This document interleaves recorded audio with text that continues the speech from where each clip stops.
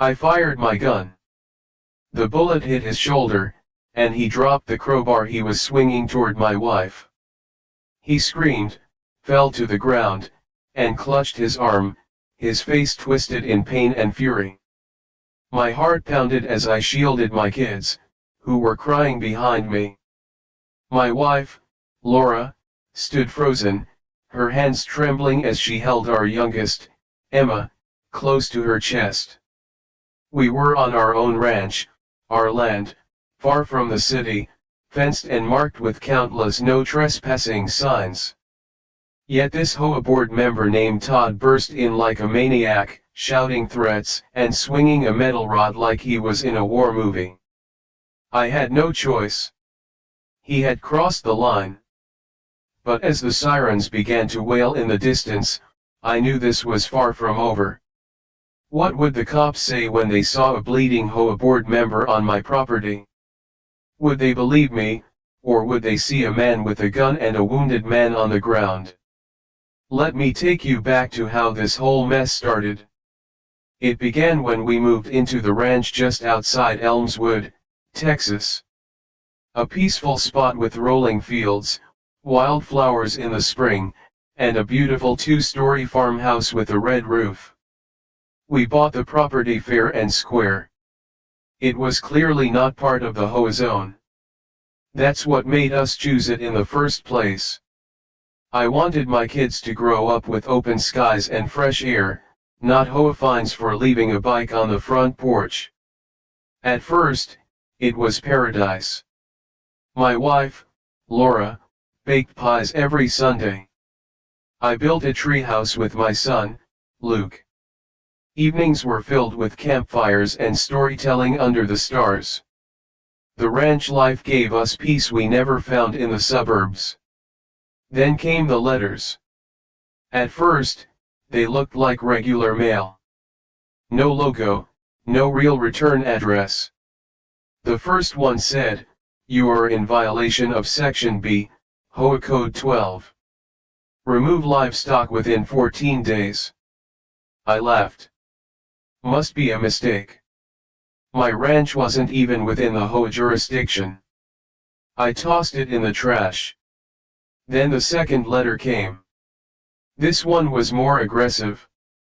Refusal to comply will result in legal action and possible property lien. I frowned and called the HOA office.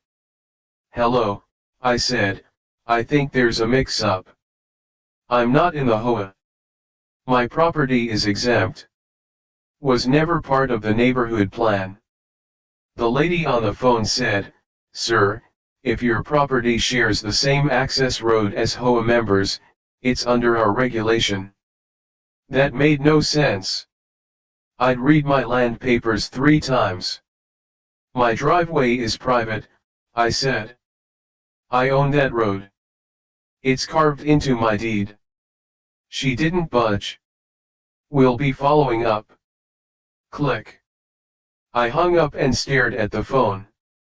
That's when I knew this wasn't a mix-up. It was harassment.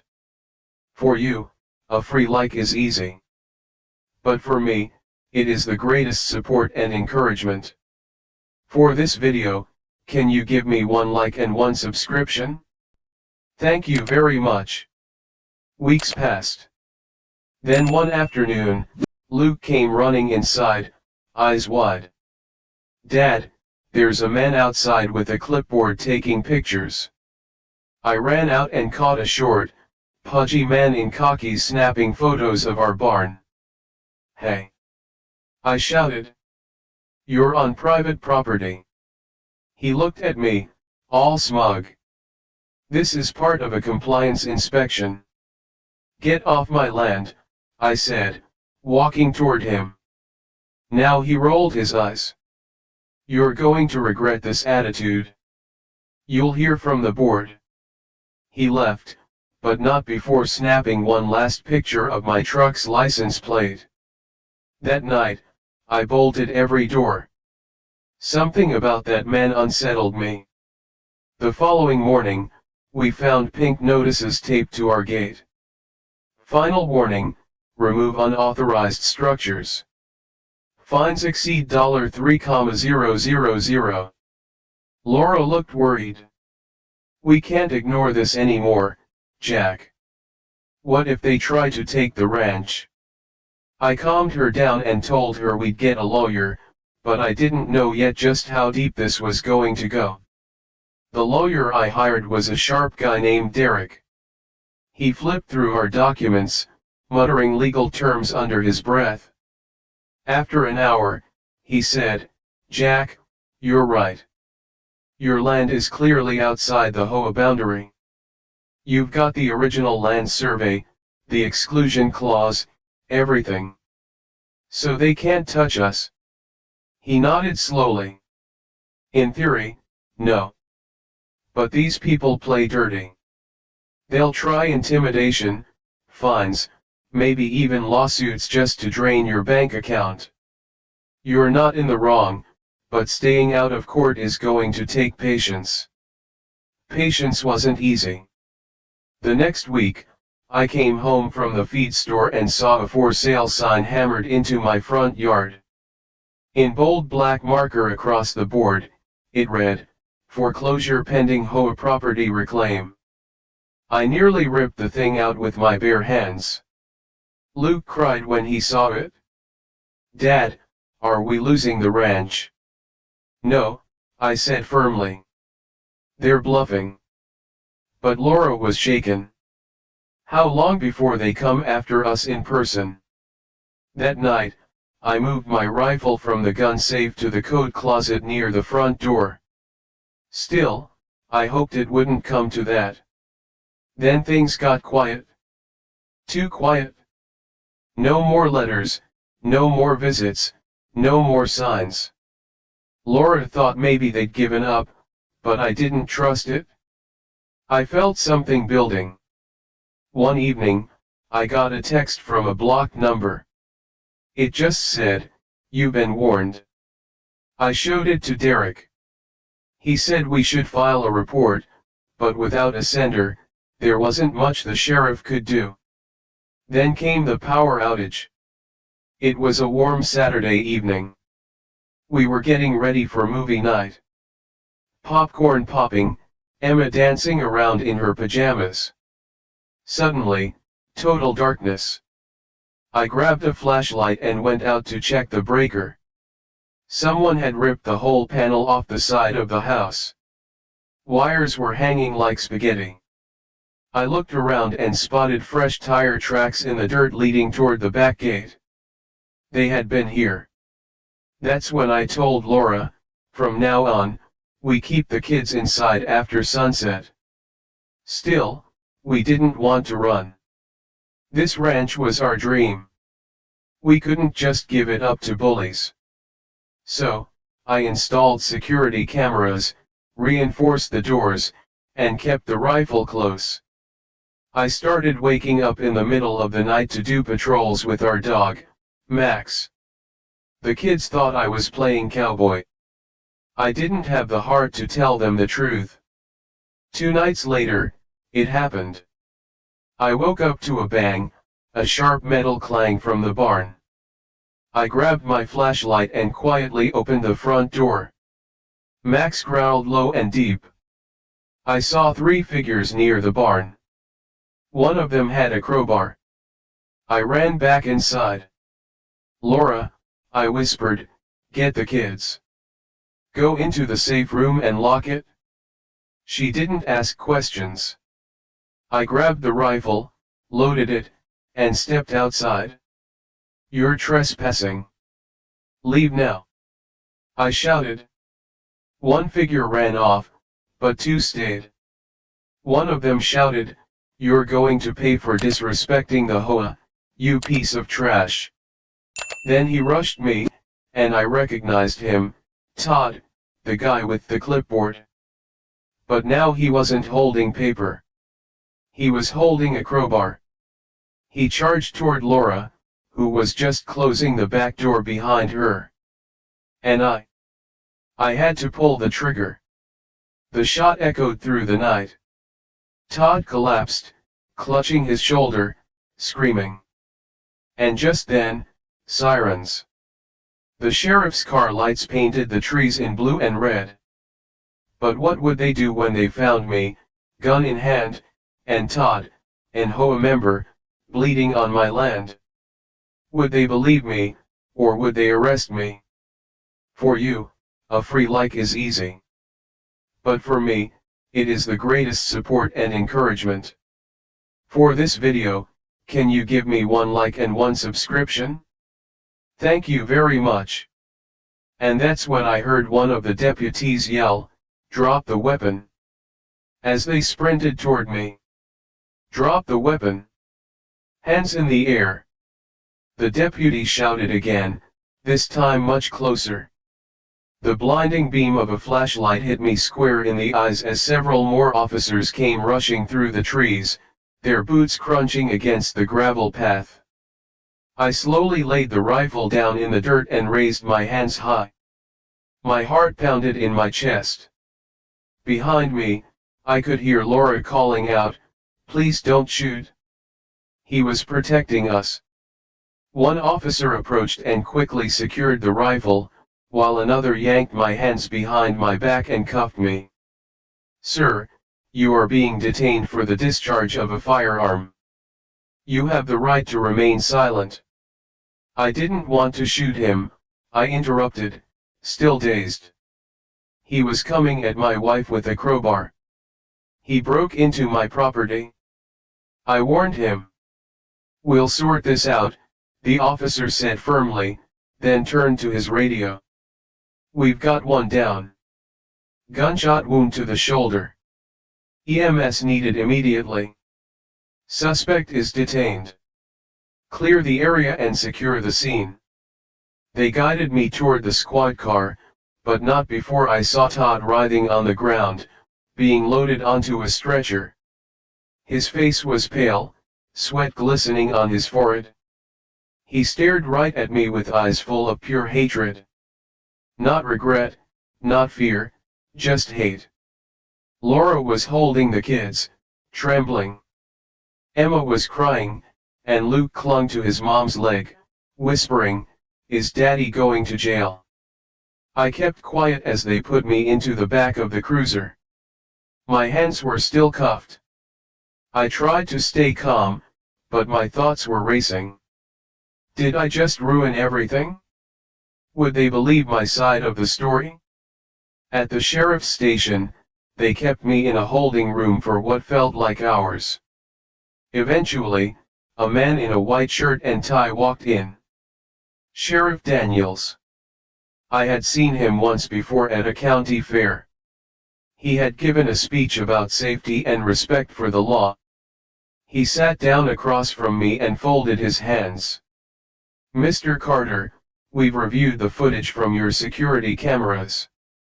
You did everything by the book. The footage shows the man charging at your wife with a weapon. You gave a clear verbal warning. Then you fired 1 shot." I blinked, stunned. "So I'm not under arrest?"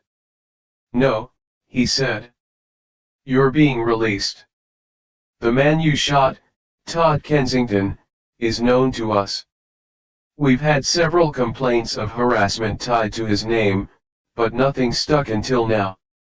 He and his so-called HOA enforcement team have been pushing boundaries for months." I let out a shaky breath. But Sheriff Daniels continued, "You need to be careful. The HOA he's part of is more than just a group of nosy neighbors. They've got deep pockets and friends in high places. If they come after you again, document everything, and don't let your guard down." When I walked out of the station, Laura was waiting for me in the truck. The moment I saw her, I pulled her into a hug and just held her. The kids were asleep in the back seat. "I thought they were going to take you away," she whispered. "They almost did," I said. For a few days, it seemed like things had settled. Todd was in the hospital, and the HOA had gone quiet. No more letters, no more visits. I focused on fixing the damage they caused to the barn and power line. We even had a small cookout to celebrate. surviving what felt like a war zone. But just when we thought it was over, I got a letter. This one wasn't from the HOA. It was from a law firm. Inside it read, "You are being sued for assault with a deadly weapon, intentional emotional harm, and property damage. Plaintiff, Todd Kensington." I stared at the paper. Laura looked over my shoulder, her hand covering her mouth. "They're suing you," she gasped. "After everything he did. They're going after us the only way they know how." "Legally," I muttered. "They want to bleed us dry." I called Derek immediately. He met us at the ranch the next day, visibly annoyed. "I was hoping we were past this," he said, "but they're not letting go." He paced around the kitchen, looking over the lawsuit. "They're claiming you didn't give Todd a warning, that he was just there doing a compliance check, that you opened fire without cause." "That's a lie," Laura snapped. "We have security footage." "Yes," Derek nodded, "but they'll try to say the footage was tampered with or that it doesn't show the full context. We're going to need to file a countersuit and a restraining order." The next few weeks were filled with paperwork, court dates, and stress. Our savings started to shrink fast.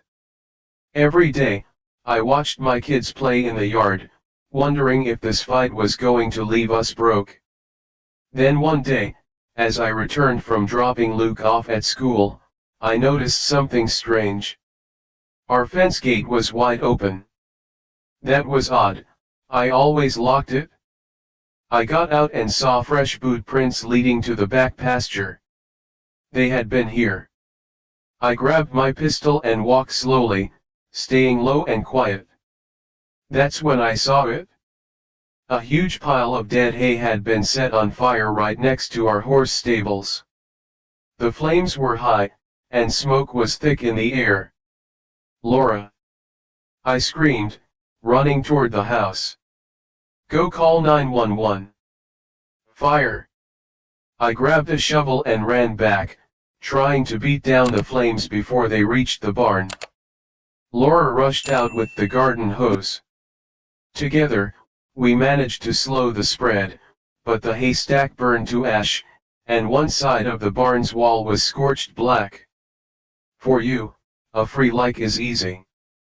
But for me, it is the greatest support and encouragement. For this video, can you give me 1 like and 1 subscription? Thank you very much. The fire department arrived just in time to stop it from spreading. When the blaze was out, the fire chief came over. "You said this started on its own." "No," I said, pointing to a trail of black gas lines on the dirt. "Someone did this. Someone tried to burn down our ranch." The sheriff arrived an hour later. "Jack," he said grimly, "this wasn't just arson. This was attempted intimidation. If your stables had caught, your animals could have died. Maybe worse." "I know who did this," I said coldly. "Todd or someone tied to him." But the sheriff shook his head. "No cameras caught them this time. It's going to be tough to prove unless they slip up." I clenched my jaw. "Then we make it hard for them to come back." I installed more cameras, tripwire alarms, motion lights, and reinforced the barn. Laura didn't let the kids out of her sight. But the worst part wasn't the lawsuit or the fire. It was the fear. The feeling that no matter what we did, they'd come back. We were tired, worn down, but not broken. And just when we thought we'd seen the worst, we woke up to a sheriff's cruiser at the gate and a fresh court order in his hand. This time, they weren't suing me. They were trying to take full custody of our kids, claiming the ranch was an unsafe environment due to fire hazards, firearms, and an unstable father. Laura screamed when she read it, and I knew then this wasn't just about land anymore. They wanted to destroy us completely. I stood there barefoot on the porch, staring at the court order in the sheriff's hands. The paper shook slightly in the breeze, but its words hit like a hammer. Petition for emergency removal of minor children from unsafe living conditions. My knees almost buckled. They're trying to take my kids, I muttered. Sheriff Daniels looked as heartbroken as I felt. I had to serve it, Jack, but it's not final. It's a hearing request. The HOA's lawyers filed it under emergency grounds. A judge will decide if Child Protective Services needs to intervene. Laura clutched Emma tighter to her chest, tears rolling silently down her cheeks. Luke stood behind her, holding her dress with both hands, clearly sensing something was wrong. They can't do this, Laura whispered. We didn't do anything wrong. Our kids are safe. They're happy. They're weaponizing the system, Derek said later that day after racing over to review the papers. They're using the fire, the shooting, and the lawsuit to paint you as unstable and dangerous. This is a move of pure desperation, but we won't let it stand. He started calling in favors, working day and night to prepare for the hearing. We gathered character references from our pastor, school teachers, even the town vet. Everyone knew we were a loving family. But the thought that someone could twist the truth this badly. It was terrifying. That night, I held Laura as she cried in our bed. They don't just want the land, she said. They want to erase us. I didn't sleep. I sat by the window with the rifle on my lap, watching the shadows shift across the yard.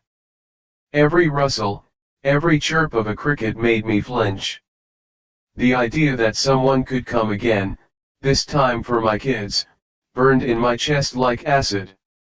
The next morning, we found tire tracks again. This time near the chicken coop. A few of the hens had gone missing. There were feathers everywhere, and one disturbing sign stuck out.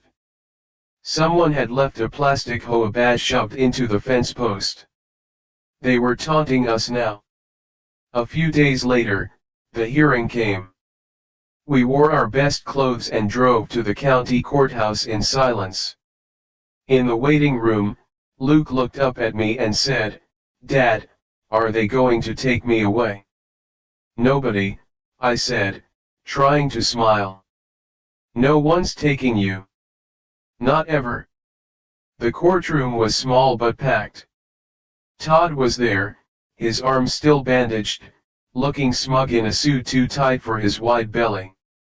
He didn't even flinch when he made eye contact with me. The HOA's lawyers stood and made their case. They showed pictures of the burned haystack, the scorched barn, the shooting incident, and even twisted parts of my interview with police, spinning it like I was some dangerous lunatic living in the woods. Then it was our turn.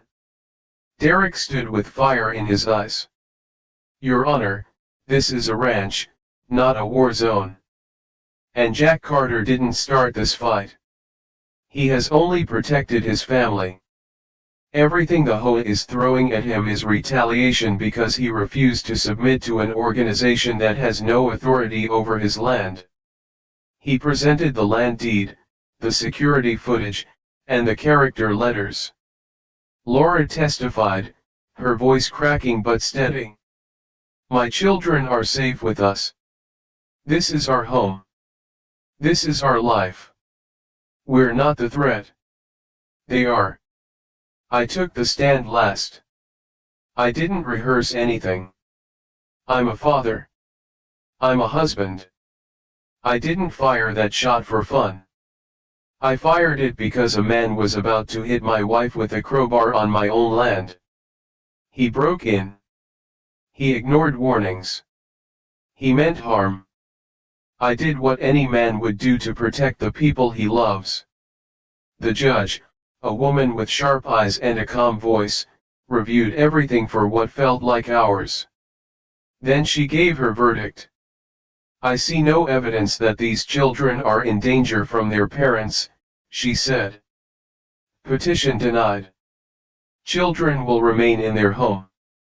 Furthermore, I am granting a temporary restraining order against Mr. Kensington and the HOA from making any further contact with the Carter family pending further legal review. We broke down in tears. It was a small win, but a powerful one. On the way home, we let the kids get ice cream. We laughed a little. Laura even smiled. It felt like the first bit of sun after a storm. But the clouds weren't gone yet. That night, as I reviewed the security footage on my laptop, footage from just a few hours before the hearing, I saw something that made my skin crawl. A dark SUV parked just outside our fence line. The license plate had been taped over. A figure climbed out, walked to the gate, and slipped something into the mailbox. Then they turned to the camera and waved. It wasn't Todd this time. It was someone else. Someone I didn't recognize. And suddenly, I realized this might go deeper than just one man with a grudge. For you, a free like is easy. But for me, it is the greatest support and encouragement. For this video, can you give me one like and one subscription? Thank you very much. I walked outside with my flashlight and opened the mailbox. Inside was a small black envelope. No name, no return address, just a message on a folded card: "The HOA is only the beginning." I stared at the words, my breath caught in my throat. Who else was involved? What did they mean? And what were they going to do next? I stood there in the dark, the wind rustling through the trees, still holding that black envelope in my hand. My fingers gripped it tightly, like it might vanish if I let go. The words inside kept echoing in my head: "The HOA is only the beginning." That night, I didn't go back to sleep. I sat at the kitchen table while Laura and the kids rested upstairs, the envelope lying open in front of me. I stared at it for hours, wondering what the message meant. A threat? A warning? Or something more dangerous? By sunrise, I had made up my mind. I called Derek. "You ever heard of anyone using the HOA to cover something up?" I asked. He hesitated. "What do you mean?" I explained everything: the black envelope, the shadowy figure, the blocked plates. He was silent for a long moment. Then he said something that sent chills down my spine. "Jack, I've heard rumors that in some parts of the state, certain landowners are being pressured into selling. There's talk of shell companies hiding behind fake HOAs to grab land near energy reserves or data corridors. Your ranch. It's near one of those new fiber optic routes, isn't it?" I felt like a truck had just slammed into my chest. "Yes," I whispered. "The cable trucks were out here a few months ago, surveying near the road." "Well," Derek said grimly, "I think it's time we find out exactly who is behind that HOA." He started digging, and I started preparing. I reinforced the windows, added backup batteries to the cameras, bought more food and water, recharged the emergency radio. I even called a few of my old army buddies, just in case. Because if this went deeper than a nosy neighbor, then we were going to need more than legal help. The same day, I noticed something strange in the field by the back fence. A row of small metal stakes had been driven into the ground about 50 feet onto my property. They hadn't been there yesterday. I walked over to inspect them and found pink survey tape tied around each one. On the tape, printed in small text, were the letters ESC Private Development Division. I took pictures, yanked every stake out of the ground, and tossed them in the shed. Then I called the county zoning office. They confirmed what I feared. There was a company called Evergreen Strategic Consolidations that had submitted a land development application. They claimed my ranch land was common area property under their proposed expansion plan. They were literally trying to redraw the map and steal my land on paper. I wasn't just fighting Todd anymore, I was fighting a corporation. I went to confront Todd that afternoon, against Laura's wishes. He was back in his fancy gated HOA neighborhood, sitting on his front porch like a king surveying his kingdom. When he saw me, he stood up, clearly smug. Well, the cowboy's back, he sneered. You need to tell me who Evergreen Strategic is, I said. Because if you're working with them to take my land. He interrupted with a smirk. It's bigger than you, Jack. You think you're protecting your family, but you're standing in the way of progress. We gave you a chance to play ball. You refused. Now you'll lose everything. I took a step closer, my fists clenched. If anything happens to my wife or my kids again, if I even see one more surveyor stake on my land, I swear, Todd, I'll make sure you end up in a cell so far underground they'll have to pipe in sunlight. He didn't even blink, just smiled. Careful now, soldier. You're already on thin ice. I turned and walked away, but I saw it in his eyes. The fear. He thought I was bluffing. I wasn't. For you, a free like is easy. But for me, it is the greatest support and encouragement. For this video, can you give me one like and one subscription? Thank you very much. That evening, Derek called. I found something. Evergreen Strategic is owned by a holding firm based out of Delaware. Shell Company. But it gets worse. They just filed for eminent domain authorization. They're claiming the land is needed for critical infrastructure. That means they want the government to help them take it? I felt sick. This is a land grab, I said. Yes, Derek replied, and they're using Todd and the HOA as the front. That night, I stayed outside on watch again. Around 2 a.m., I heard Max barking near the barn. I grabbed my flashlight and rifle and ran out. What I saw made my blood freeze. 2 men in all black masks, gloves, and bolt cutters were crouched near the livestock fence, trying to cut it open. Hey! I yelled, aiming the rifle. Drop it! You're trespassing on private land. They froze. One of them reached for something on his belt. I fired a warning shot into the dirt, just inches from his feet. Don't even think about it. I roared. They turned and ran toward a dark truck waiting at the tree line.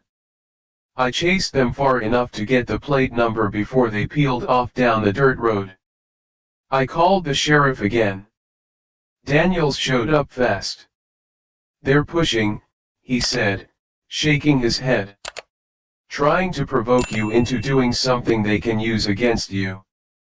They already tried taking my kids, I growled. They burned my hay. They trespassed again. How much more are we supposed to take? Sheriff Daniels put a hand on my shoulder. We'll run that plate, but you need to be prepared, Jack. They're not finished. I wasn't scared anymore. I was angry. And when I woke up the next morning, I made a decision. If they wanted a war, they were going to get one. But I wasn't just going to fight back, I was going to expose them. With the court date for the lawsuit fast approaching and more strange activity showing up on my property, I called in reinforcements, friends from my old unit, Tech-savvy guys, one who even works cybersecurity. We set up hidden trail cams with night vision, motion sensors, audio traps, anything and everything that could help us track what these people were doing. And then something happened. 3 nights later, while monitoring one of the trail cams on my laptop, I saw a black SUV pull up to the far north fence, where my land met the edge of the proposed expansion zone. 3 men got out. One of them was not from the HOA. It was someone from the county zoning board, and he handed over a folder to the other men. Then he said something that the audio caught perfectly clear: Phase 1 starts next week. The Carter land will be condemned under environmental violation. Get the cleanup crew ready to stage the dump. My stomach dropped. They were going to fake an environmental hazard. Dump toxic waste or chemicals. Frame me for it so they could legally seize my land. This wasn't just bullying, this was criminal. And I had them on video.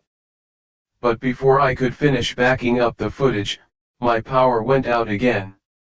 All of it. The house, the cameras, everything. Then came the sound of shattering glass from the front of the house.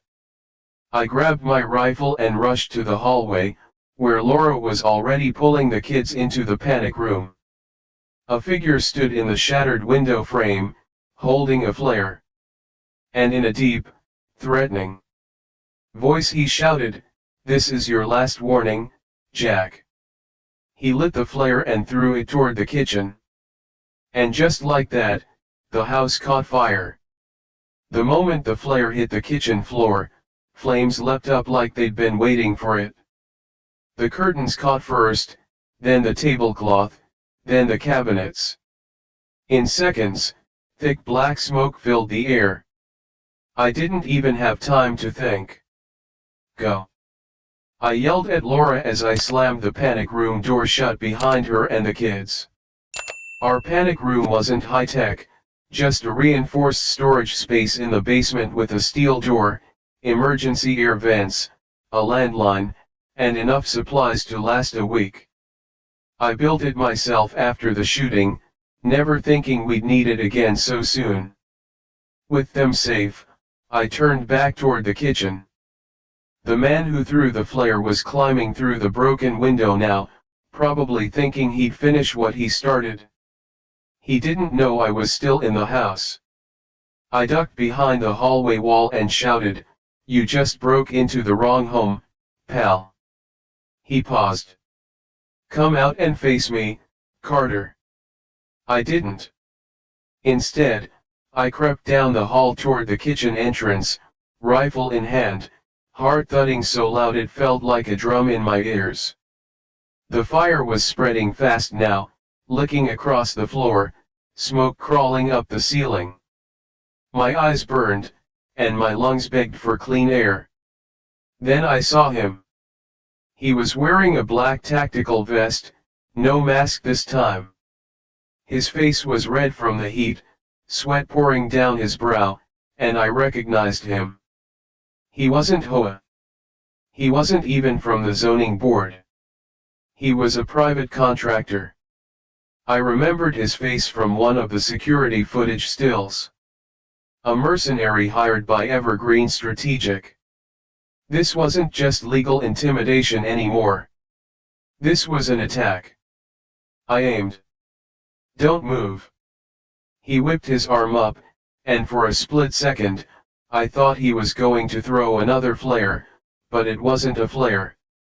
It was a weapon. Some kind of taser or baton.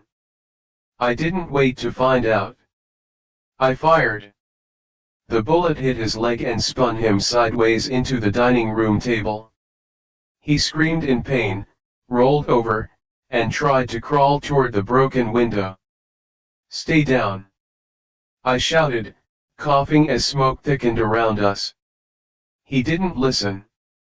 I ran forward, grabbed him by the back of his vest, and dragged him out through the window he came in from, tossing him onto the front lawn like yesterday's trash. The fire department and sheriff's deputies pulled up less than 5 minutes later. By then, the kitchen was completely gone, but the rest of the house, it was still standing. Sheriff Daniels helped me up, his face dark. "Are they okay? Your wife, the kids?" "They're in the panic room," I said, choking on smoke. "Get them out." 2 firefighters rushed to the side entrance, unlocked the hidden hatch, and pulled Laura and the kids out. She ran to me, eyes wide with terror but alive, thank God. We hugged in the middle of the chaos, ash in our hair, soot on our clothes, sirens blaring around us. The sheriff knelt beside the injured man, who was now handcuffed and groaning on the ground. "We got him," Daniel said. "He'll talk." They took him into custody. And I knew this wasn't just another night of harassment. It was an attempted assassination, a hit job. And I had just survived it with my family. For you, a free like is easy. But for me, it is the greatest support and encouragement. For this video, can you give me 1 like and 1 subscription? Thank you very much. Later that night, as I sat outside wrapped in a blanket, Derek called me. "I saw the footage you sent before the power cut out," he said. "Jack, you've got enough here to bring the whole operation down. Evergreen, the HOA, the zoning board, they're all in on it. This is fraud, conspiracy, racketeering, you name it." I nodded slowly, still in shock. "I want to take them down. Not just for me, for everyone they've done this to. I'm filing a motion with the state attorney general first thing tomorrow," Derek promised. "We're not just going to fight back. We're going to expose every last one of them." The next morning, reporters showed up. A local news van, then a regional channel, then national outlets. By noon, helicopters were circling the ranch. Somehow, word had gotten out, former Army vet shoots intruder in HOA land grab scandal. They called it the ranch war. We gave one interview to a quiet, respectful reporter from a local paper. We told the truth about the fake HOA, the threats, the fire, and the men behind Evergreen Strategic. She promised to print the story just as we said it. And when it hit newsstands the next day, everything changed. Other families came forward. People who'd been bullied into selling their homes. People whose land had mysteriously fallen into HOA maps overnight. People who'd been silenced, scared, sued into silence. The truth was out now, and it was spreading like wildfire. But Evergreen wasn't going down without a fight. 2 days later, I got a knock at the door from a federal agent. He showed his badge and introduced himself as Agent Riley from the DOJ. "We're opening an investigation," he said. "And we'll need your help." I stepped aside and let him in because finally, after months of fear and pain, we were going on offense. That afternoon, while reviewing new security footage of the perimeter, I noticed a silver SUV parked near the property. Once again, I zoomed in, trying to get a license plate. The image was blurry, but then the camera picked up something else. A man stepping out of the SUV, placing a small black box underneath one of the live oak trees near our fence. It looked like a listening device. I zoomed in further, and my jaw dropped. It was Todd. He was back, despite the restraining order, despite the court hearings, despite everything.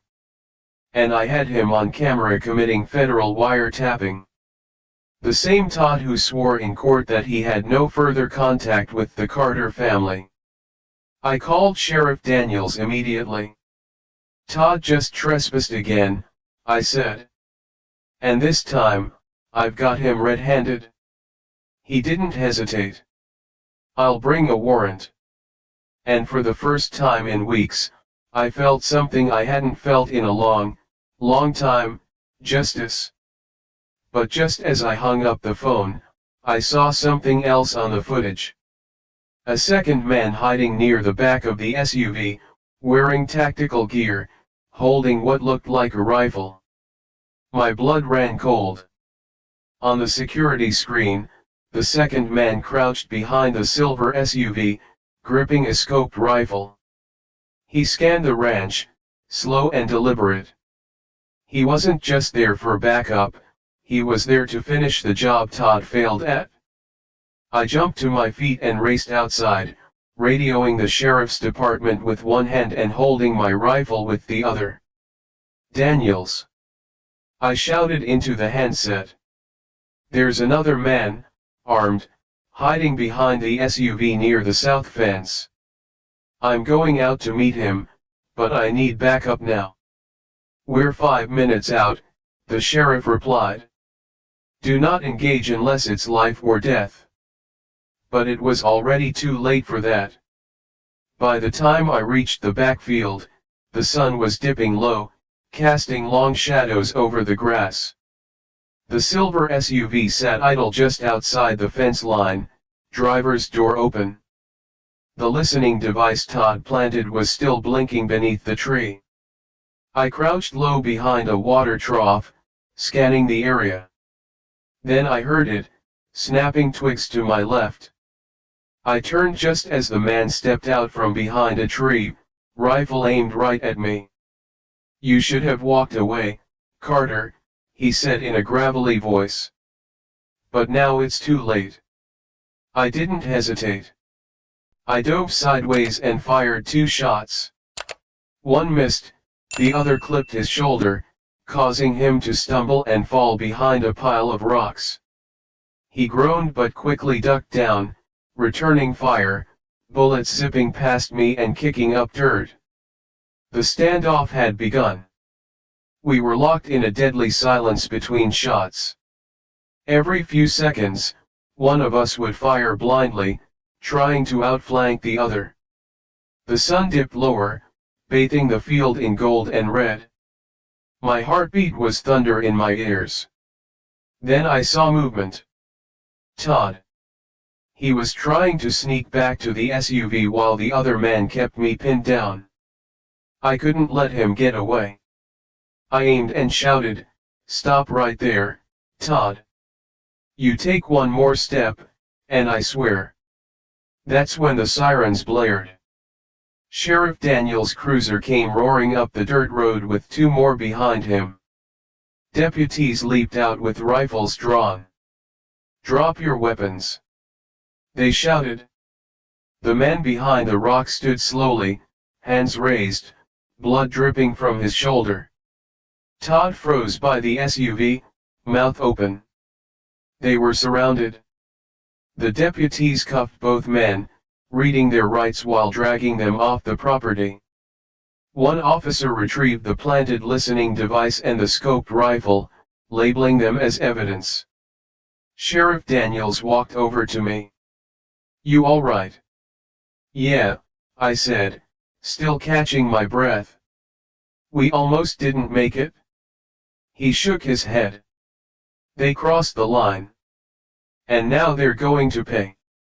Over the next few weeks, everything changed.